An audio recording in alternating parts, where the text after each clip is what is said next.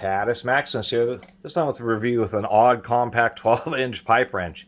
This is one of those tools that just doesn't make sense because it seems pretty nice. It's a forged steel beam, and it has this interesting kind of one-handed operation that was similar to this Craftsman wrench where you could reverse the jaw and use it as a pipe wrench. I criticized this Craftsman because it just didn't work very well. There just was not enough surface area. This one works a lot better just because it has more surface area, and it appears that the geometry is just a little bit better on this unit. No stamping, nothing. No idea who made this. There's some writing on the handle, so I'm hoping maybe somebody will be able to identify it. As far as different types of wrenches, pipe wrenches were some of the earliest wrenches. I mean, they were made back in the 1800s, and there's just a huge variety of unique designs for wrenches that are simply for tightening and loosening pipes. I find that this one, even though it works better than the Craftsman, this style works best with like plastic pipes where you can get just a bit more of a bite, or when they have these grooves. But the Craftsman one wouldn't even grip a regular pipe, where this one does seem to do pretty well. You just put it on the pipe and you can tighten it up with your thumb. So it is actually easier to use than a normal pipe wrench. It just has this bracket which has surprisingly nice welds.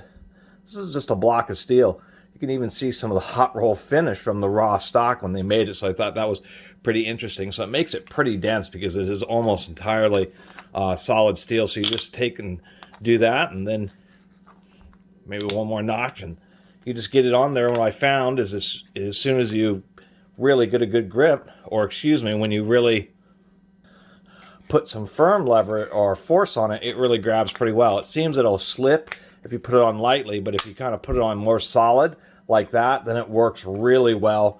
It actually does a ratcheting action pretty well. I'm really kind of surprised about it, to tell you the truth.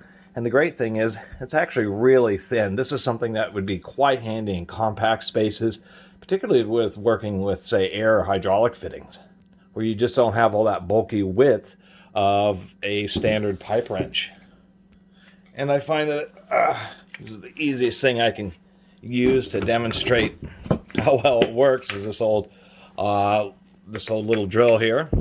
I always like bringing out this drill just because a lot of people are kind of surprised that large drills are made. This is Milwaukee 1854, and it's one of the last of the large 3/4 inch drills that has been made. But back in the 50s, 60s, and 70s, there used to be a couple dozen manufacturers. So if you just get this on there pretty good, it actually works really well. And once you get just a little bit of the pipe a little bit beat up with the teeth of the jaws, it really holds on well. It's really pretty surprising. You can just put this on there and it actually works so much better than the Craftsman. It's really surprising. I think that's just the geometry of it. It is why its performance is so good. Anyway, let me get this out of here. So that's a short little video, making one of my shortest videos in a while, and just wanted to share this odd, compact 12-inch pipe wrench. And if somebody does know what brand this is, and I'll of course update the description with it, but I kind of like it versus so many of the other quick adjust pipe wrenches and even like the sheet metal ones. I kind of like this because it just has a more traditional design, and it really is pretty thin for really being pretty heavy duty. They just broach teeth on the back of this metal plate, and they broach teeth on the beam, and that's what makes it really easy just to adjust, or you can just press it in. And I do like that, the fact that you can reach in someplace with one hand and be able to easily adjust it. And probably the only real Achilles heel, and you may have noticed, is that those teeth are a little bit small or not very deep, and so if it gets really dirty, this bottom jaw may not seat properly, so you'd have to spend some time trying to clean it out. Otherwise, I think it's kind of a little cool unit, and wanted to share it with you all. Anyway, really appreciate everybody who's been watching and subscribing. And if you haven't subscribed, please do. Until next time, Catus Maximus out.